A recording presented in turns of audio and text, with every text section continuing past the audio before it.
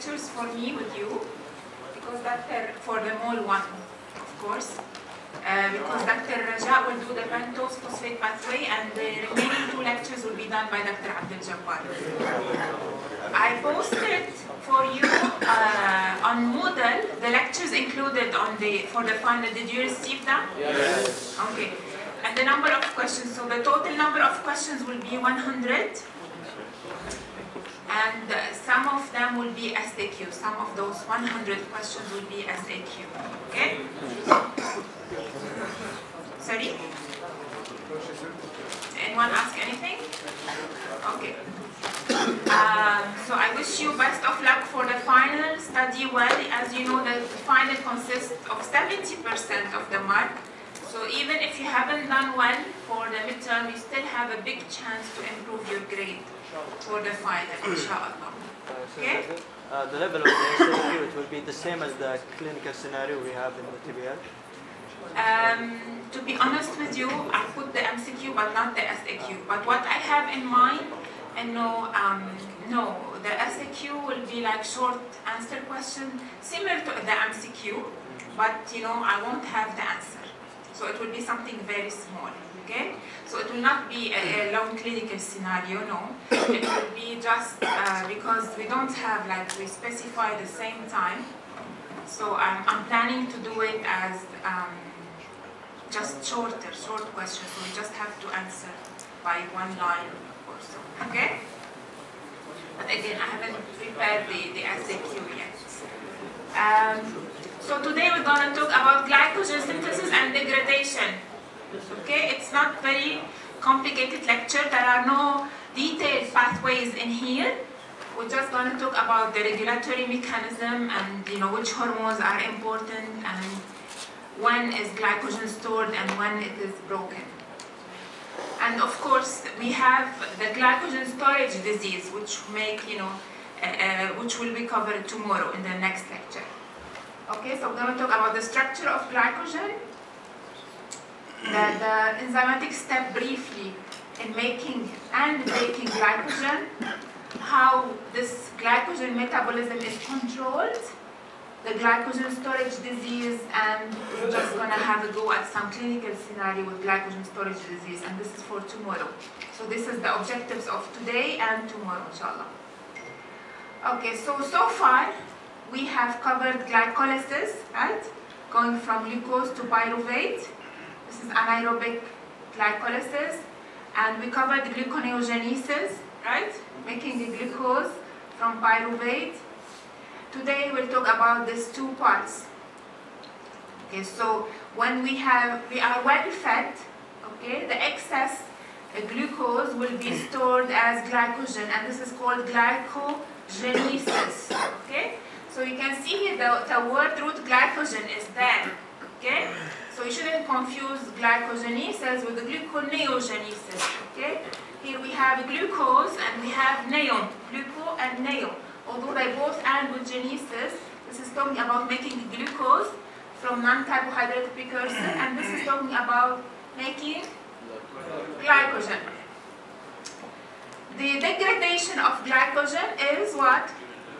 Glycogenolysis. Again, they both end with lysis, right? Lysis, but here again you can see the word root, glycogen. So you shouldn't confuse glycogenolysis with glycolysis. Glycolysis is a breakdown of sugar. Glycogenolysis is a breakdown of glycogen. Okay, this is how glycogen looks like. It's an ugly molecule. Why it's ugly? Because it's highly branched. So how is glycogen stored? It's stored as granules inside the cytoplasm. Okay? So we store glycogen as granules. Okay, this is how glycogen looks like in the cytoplasm. So if we focus or zoom in, so this is a zoomed in picture, it is a highly branched structure. So it looks like this. And we have a core protein inside, it's called glycogen. So glycogen is formed on this core protein, this yellow center here is a core protein, and on which we have this ugly molecule, glycogen. So what are these branches and what are these straight lines? So this is what glycogen is made from. It is a homopolysaccharide. Polysaccharide means it's made from more than one sugar. Multiple sugar. Homopolysaccharide Similar the same, which is what? Glucose. So it's only made from glucose. Okay? So we have the linear form and we have the branched form. In the linear form, what are the bonds? 1,4. Yeah, we have alpha 1,4. It's important to know that it's alpha 1,4. Okay, because in cellulose, we have the, which one? Beta 1,4 that we cannot break. Okay, so this is the alpha 1,4 which make the straight, the linear form. And then the branches, so every few, glucose, we have branches of alpha 1,6. Okay, so the linear form is alpha 1,4 and then the branches is alpha 1,6. Okay, it's important to know because this enzyme that builds the alpha 1,4 is different from the one that builds the alpha 1,6. Okay, similarly, when we come to break it, we need different enzyme to break the alpha 1,4 than to break the alpha 1,6. Okay, it's as you have learned with Dr. Abdel Jabbar, two sugar are linked by glycosidic bond. Okay, what type of bond is a glycosidic bond? It's a covalent bond, but it is, for the sugar we call it glycosidic bond. Okay? Type. Why this ugly structure? Why we don't have a straight linear shape, molecule? Because we have the alpha 1,6 bond. Yeah, we have the alpha 1,6 which makes it branch, which makes it look ugly. We want to compress them. Yes, so we want it to be like to save the space. We want to store, if it is linear, it will occupy more space. What else? Yes? Because it has both amylose and aminopeptide. Sorry? It has both amylose and aminopeptide. Yes. So we have a linear form and we have a branched form. Yes, this is, what's the purpose of having linear and branched? To make it insoluble. Make it? Insoluble. Getting near, yes? Make it digestion faster by enzymes. Sorry? Make it digestion faster by enzymes. Yes. Yes, is this what you mean? To break it faster? Yes. Yeah. So when our muscles are contracting, we need a rapid supply of glucose. So we need to break this glucose very fast, and the branching helps in this rapid release of glucose.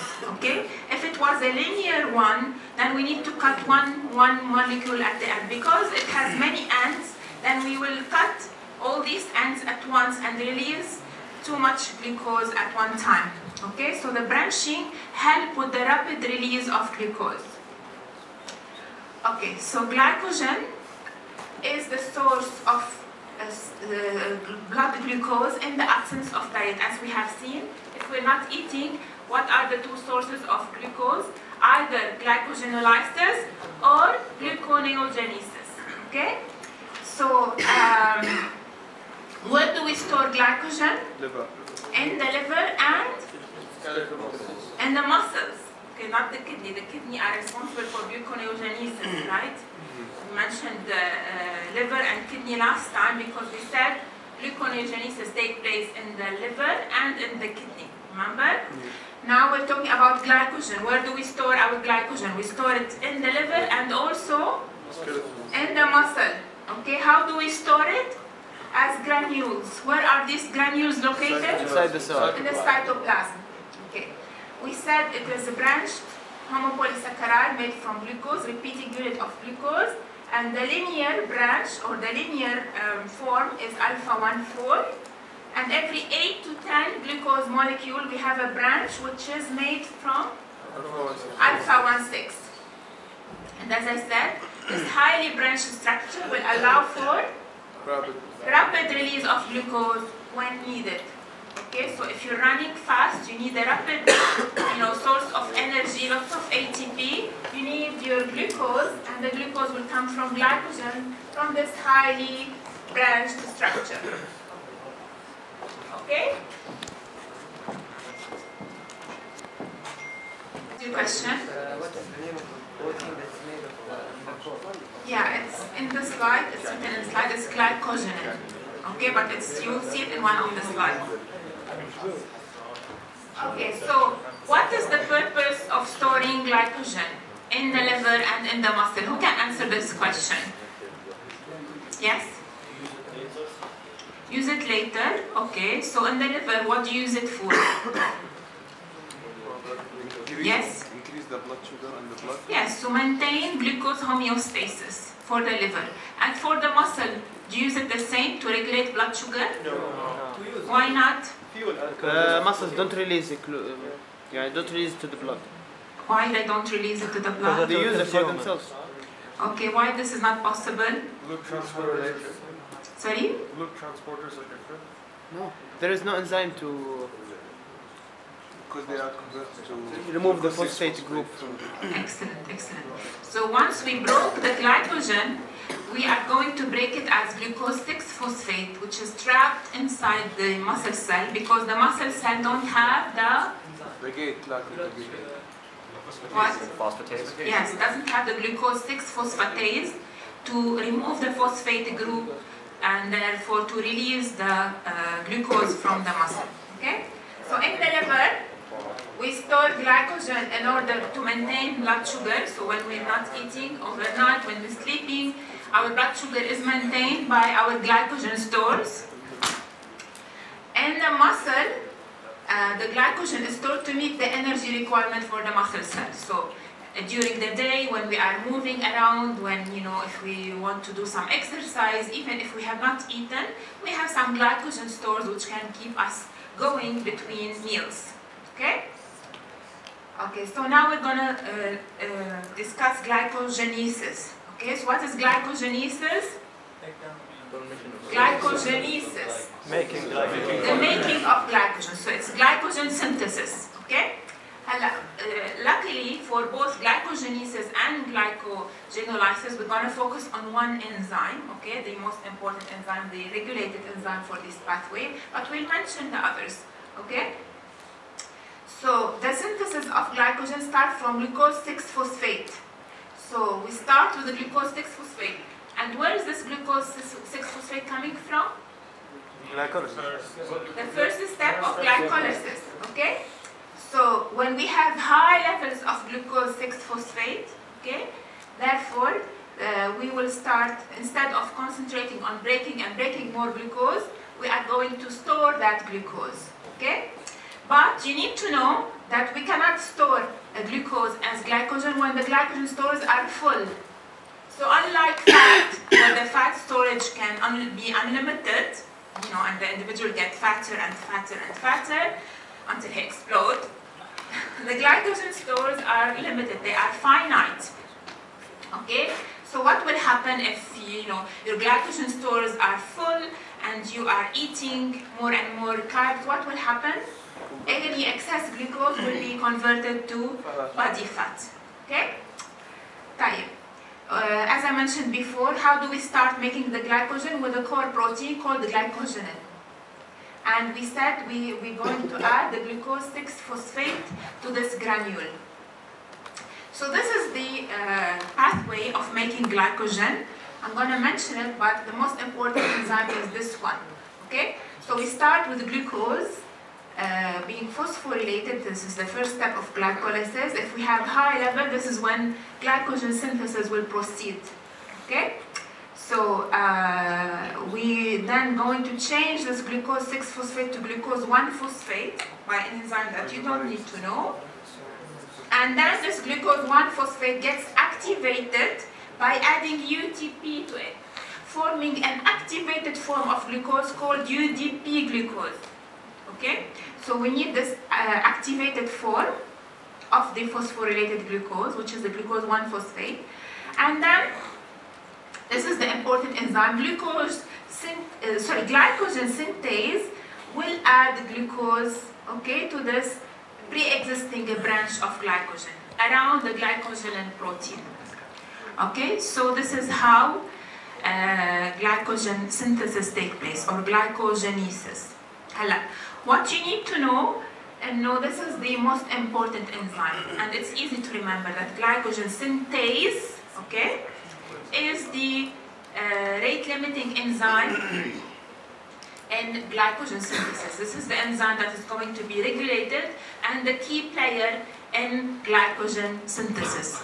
Okay? And we will talk about the regulation of glycogen synthase in a minute.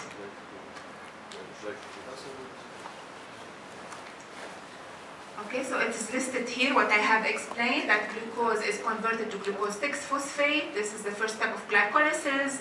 Then glucose 6-phosphate will convert it to glucose 1-phosphate using a mutase enzyme. Then the glucose 1-phosphate is activated by UTP, forming UDP glucose, which is the active form of glucose. And then this UDP glucose will be attached to the glycogen chain, releasing the UDP, and we will have one more glucose molecule attached to this chain. Okay, so this is regarding the alpha-1,4. So the glycogen synthase will be responsible for forming the alpha-1,4 bond. Okay? Is your question about the branches? Because that's what I'm going to explain next. No, I just have a question about the graph. Are none of them reversible? Actually, I'm not sure, but we don't need to talk about this because the degradation is something else. Okay, so we'll see. When we talk about the degradation, then we will see if they are reversible or irreversible. Okay, but it's a good question. Okay, so this is the making of glycogen. Most important enzyme is glycogen synthase, and this is informing the linear form. Okay, the alpha-1,4. What about the alpha-1,6? We said the glycogen is made of alpha-1,4, and then every 8 to 10 glucose molecule we have a branch which is made from which enzyme, bond? Alpha-1,6. Okay, so which enzyme is going to be in charge of making the alpha-1,6? We have what we call, the name are very easy. So you have the glycogen synthase, which is responsible for glycogen synthesis, and this is the alpha-1,4. And then you have the branching enzyme, which is responsible for making the alpha-1,6 branches. Okay? So, what does the branching enzyme? It's going to add the alpha-1,6 branches into the granule. So first it has to add one branch, and then the synthase will continue because that linear form. So here we have, this is alpha-1,6, so the branching enzyme need to add this one, and then the synthase will make the branch longer and longer, okay? So the glycogen synthase work here on the linear, but the branching is by the branching enzyme, okay?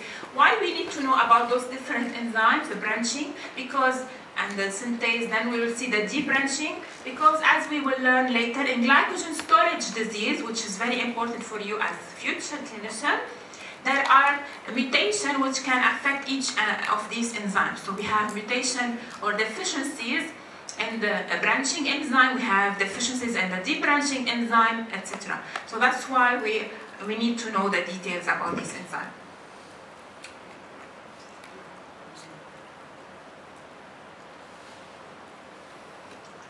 Okay, now let us talk about the regulation of glycogen synthase. Okay, we said glycogen synthase, as the name indicates, it's responsible for the synthesis of glucose, for glycogen, sorry, and it is the rate-limiting enzyme. Okay? How it is regulated? Okay, you need to know that insulin is an anabolic hormone. Okay, we learned so far that insulin activates glycolysis because when we eat, the blood sugar goes up, the insulin will goes up, and the insulin is trying to reduce this hyperglycemia. How are we going to reduce this hyperglycemia? Either by breaking the glucose, okay? But if you have too much ATP, what do you do with the excess glucose? You store it, right? So insulin also activates glycogen synthesis. Okay, it's an anabolic hormone. It will activate the enzymes which are responsible for making of things. Okay, it is the hormone that is released in the well-fed state. In the well-fed state, we will provide our body with ATP, and any excess energy will be stored, so we're going to store any excess glucose as glycogen. Okay, so insulin will work both in the liver and the skeletal muscle in order to activate the synthase enzyme, the glycogen synthase. Okay, so if insulin activate, which hormone will inhibit? Glucagon. Okay, so glucagon will work only on the liver, it doesn't work on the skeletal muscle. But glucagon, as you will see always in biochemistry, is sometimes helped by other enzymes. We saw in gluconeogenesis, who was helping glucagon in activating gluconeogenesis? Which hormone in gluconeogenesis? Which hormone? Which hormone? Cortisol. Cortisol, stress hormone. Okay, so glucagon was helped by cortisol in gluconeogenesis. Here, glucagon is helped by epinephrine. Okay, what's the other name of epinephrine? Adrenaline. Okay, so let us say you're going at night for a walk and you see a dog and you want to start running and you haven't eaten for a few hours. Okay, your muscles to move, they need ATP. Okay, the ATP should be coming from glucose, but you haven't eaten for a long time. So where will the glucose be coming from? Liver. From the, for the muscles, from Fatty acids. from glycogen, right? So that's what we mentioned earlier, that the glycogen is stored in the muscle in order to supply the muscle with continuous source of energy. It is stored in the liver to regulate the blood sugar, okay? So here, we will come back to the role of the hormone in glycogen degradation. Maybe the enzyme I gave, the scenario I gave now is not very accurate about glycogen synthesis, but it will apply more to glycogen degradation. When you're running, you need to break down your glycogen, so you need to degrade the glycogen. But here, what I was going to say, that glucagon is helped by another hormone, which is epinephrine. So adrenaline or epinephrine is going to help glucagon in activating the synthase. Okay? Activating? What did I say? Nobody corrected me. Okay. So the glucagon is helped by the epinephrine to inhibit the synthase. Okay? Because I thought the scenario is not bad. Okay. So once you're running, okay, you will not going to store glycogen. You need to break glycogen. Okay. So this adrenaline will activate glycogen degradation and will inhibit glycogen synthesis. Okay. So epinephrine and glucagon, they are going to be activator of glycogen degradation and inhibitor of glycogen synthesis. Okay. So what do you remember from here? How do you remember? You always should remember that insulin and glucagon have opposing effect. Okay. Insulin is anabolic. So without trying to remember, if you were asked in the exam, will insulin activate or inhibit glycogen synthesis? You need to remember that insulin is anabolic, so it's going to activate synthesis. Okay. Remembering that glucagon has opposing effect to insulin. Okay. So what will be the role of glucagon on the synthesis of glycogen? It will inhibit glycogen synthesis. Okay. So always glucagon and insulin have opposing effect. Insulin works alone, glucagon is helped by other hormone. In gluconeogenesis, it's helped by cortisol. Here it is helped by epinephrine. Clear?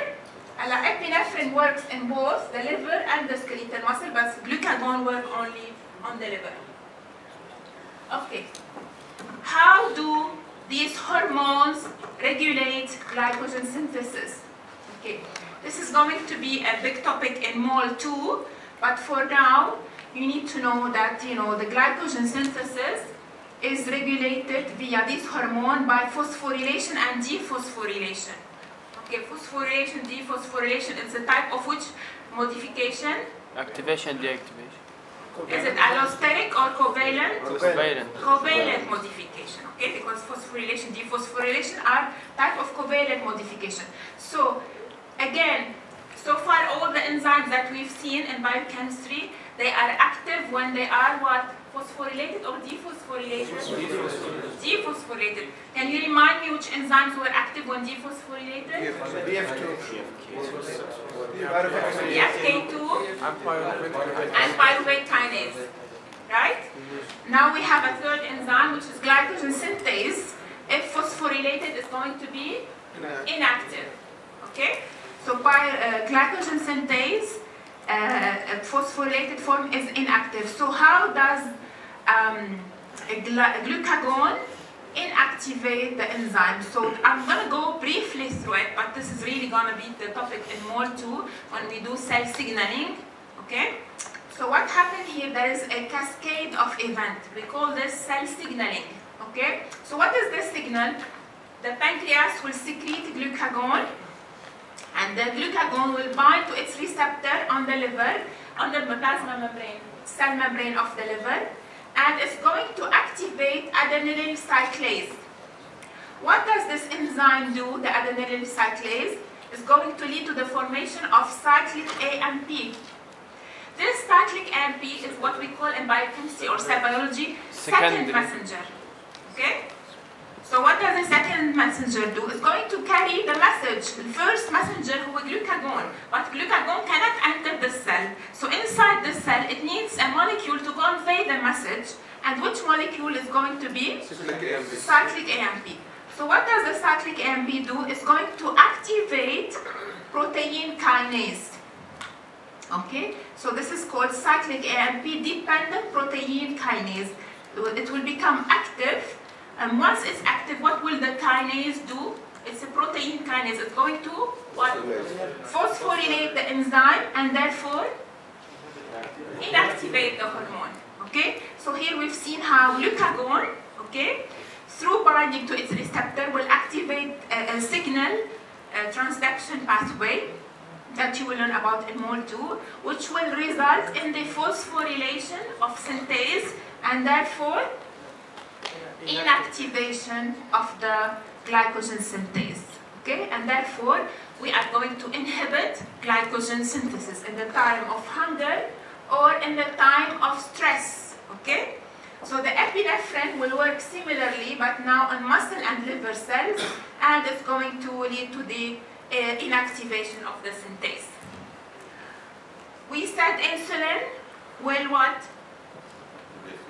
Activate the synthase, because insulin anabolic, so it's going to activate glycogen synthesis. Okay, so how does insulin activate? Because it's going to activate the protein phosphatase. So if kinase add the phosphate, what does the phosphatase do? It will remove. Okay, so the insulin will activate the phosphatase, which is going to remove the phosphate group from glycogen synthase and therefore making it active. Okay, so this is an illustration of the opposing effect of insulin and glucagon. Insulin, anabolic hormone, activating synthesis of molecule. Glucagon is the hunger hormone, and it's also helped by stress hormones like cortisol and gluconeogenesis, and here adrenaline. Clear? Any questions? Okay, so we're done with glycogen synthesis. Now we're going to talk about glycogenolysis. So here we have lysis. What does lysis mean? Breakdown. Breakdown. Breakdown of what? Glycogen. Okay? So we break down glycogen to make what? To release what? Glucose. Okay? Once we cleave that glucose, we don't release it as a free glucose. Apart from one exception, as we will see, most of the glucose that is cleaved, okay, is going to form glucose 1-phosphate and then convert it to glucose 6-phosphate, and therefore it will go immediately into glycolysis. Why it's important to release this glucose in a phosphorylated form? To keep it trapped. Okay? So it is important to phosphorylate that glucose even when you're breaking it down, to trap it inside the cell. Okay? Only in the liver this phosphorylated glucose can be hydrolyzed to glucose. Again, why? Because the liver has the which enzyme? Which enzyme will break down glucose 6-phosphate into glucose? Phosphatase. The phosphatase, the glucose 6-phosphatase is present in the liver, not in the muscle cell. Okay, so again, I'm reviewing that important point. And the liver contains glucose 6-phosphatase. We have mentioned this in gluconeogenesis. We are revising it again. Muscle don't have this enzyme. Why? Because the liver releases the glucose to the blood, okay, to regulate the blood glucose. Whereas the muscle, they don't want to release the glucose because they want to use the glucose for their own energy use, okay? So the glucose phosphate is trapped inside the muscle cells. That's why, you know, when we break down glycogen, the product is glucose 6-phosphate because we want to trap it in those cells that lack the phosphatase. Okay, so what are the steps in glycogenolysis? We're done with glycogen synthesis, now we're going to talk about the breakdown. Okay, so we said we had the major enzyme in glycogen synthesis was a synthase. Okay, here in the breaking down, the regulated enzyme is glycogen phosphorylase. Why phosphorylase? Because the broken down glucose is actually glucose 1-phosphate. That's why we need a phosphorylase to do the job. Okay, we'll talk about it in a few minutes, but now remember that the glycogen phosphorylase is the rate limiting enzyme for glycogenolysis or glycogen degradation. In glycogen synthesis, we have the branching enzyme to form the alpha-1,6. Now, if we want to break the branches, which enzyme we are going to use? The debranching enzyme. Okay? So if the branching enzyme is the one responsible for forming the alpha-1,6, what would be the debranching enzyme responsible for? Removal of the alpha-1,6, and actually it's going to remove it as glucose. So this is the only free glucose that's going to be released by the muscle cells. Okay? Other type of glucose is going to be glucose 1-phosphate, which is going to be trapped. Okay? So only at the branch point we are going to be able to release free glucose which can exit the muscle cells. Okay, we said this glucose 1-phosphate need to be converted to glucose 6-phosphate so it will proceed in glycolysis, and who's going to be doing this? It's the mutase enzyme. Okay? So we break the glucose using the phosphorylase, but we need to convert it to glucose 6-phosphate so it start immediately or proceed immediately with glycolysis. Okay, because remember, it's very important to have this phosphorylated glucose because we're trying to also save ATP, not only because we want to trap it, because we're trying to save ATP because it's a time of low energy, so we're saving the ATP needed for the first step. Okay, so this is, here is the glycogen, okay, N is the number of glucose molecule, so each time we are going to release glucose 1-phosphate, and then the remaining glycogen would have lost one residue. The residue here means one glucose. Okay? So it is called phosphorylated cleavage. What do we mean by phosphorylated cleavage? Do you use phosphate? Okay, so we are going to use inorganic phosphate, okay, to break a bond. Okay, so we are going to break a bond and at the same time release a phosphorylated product. Okay, so we call this phosphorylated cleavage because we are at the same time breaking a bond and phosphorylating the molecule. Okay? Better. Okay, yes. So we are phosphorylating the glycogen or the glucose? The inside? glucose, because we are releasing glucose 1-phosphate. Okay, so we're adding this inorganic phosphate, breaking that glycosidic bond 1-alpha-1,4, but releasing a phosphorylated glucose, which is in the form of glucose 1-phosphate, which is going to be converted to glucose 6-phosphate and proceed in glycolysis. Okay? So the released sugar is already phosphorylated. We didn't invest any ATP, and therefore now this product, after converting it to glucose 6-phosphate, is going to enter in glycolysis. Okay? So two important notes that, you know, we're phosphorylating because we want to trap, and by phosphorylating we're saving ATP because the hexokinase step would have required ATP. Okay? Okay, we said this is when we really breaking the alpha 1,4. What about the alpha 1,6? So if we keep on breaking, then we will reach here, the alpha 1,6. So who's going to break the alpha 1,6? It's going to be the D-branching enzyme. How it is different from the phosphorylase? And no, not only it will break the alpha 1,6, it's going to release free glucose, which can go directly into the bloodstream, or it can enter glycolysis, depending on the situation in the cell. Okay, but this is the only source of free glucose in a muscle cell. Okay, who lacks the phosphatase. Yes. Is there any hydrolysis in both of these enzymes? Sorry. Is there any hydrolysis? The cleavage is breakdown is hydrolysis, isn't it? Right? You are hydrolyzing the bond. I mean, do we use water? Okay. Here it is hydrolysis. See, this is hydrolysis. Okay. So the debranching enzyme, it's a hydrolysis. Here it is phosphorylitic cleavage. If this is your question, So here we are using inorganic phosphate, and here we are using water. Okay. So this breakdown is hydrolysis, whereas the other one is not.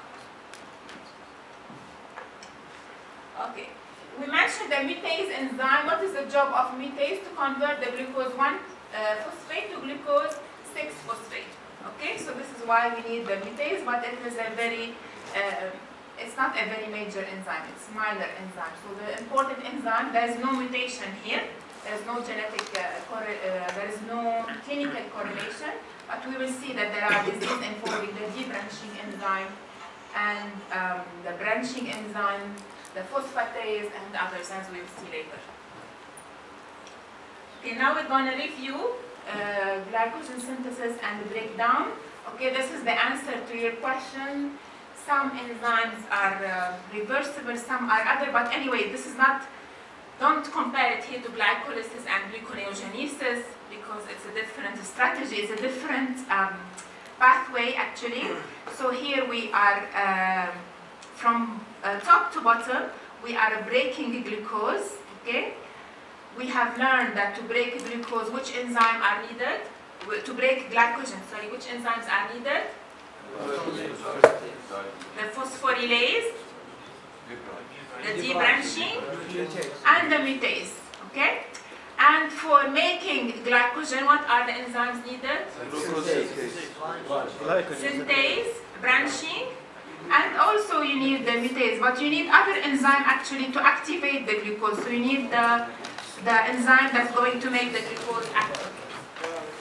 Okay, so actually I'm going to stop here and we will continue.